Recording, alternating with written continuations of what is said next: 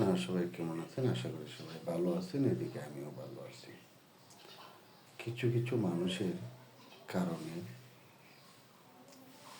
গরিব লোক এগিয়ে যেতে পারে না, আর কিছু ভালো মানুষের কারণে গরিব লোক একটু সান্ত্বনা পায় মনের ভিতরে।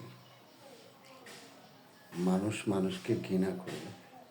যাদের টাকা হয়ে যায় তারা অহংকারী হয়ে যায়। যাদের টাকা আছে মূলত তারা কখনো অহংকারী হয় না। হঠাৎ যারা টাকা হয়ে যায় তারা অহংকারী হয়ে যায়। যারা জন্মগত টাকা আছে তারা কখনো অহংকার করবে না, গরিবকে ঘৃণা করবে না, গরিবকে পাশে নিয়ে এক প্লেটে নিয়ে ভাত খাবে, গরিবকে ভালোবাসবে, সম্মান করবে, রেসপেক্ট করবে। এটাই ছিল আমার কথা। গরিবকে ভালোবাসেন, সম্মান করেন, রেসপেক্ট করেন, আল্লাহ আপনাদেরকে সম্মান করবেন। আল্লাহ হাফিজ, ভালো থাকুন, সুস্থ থাকুন।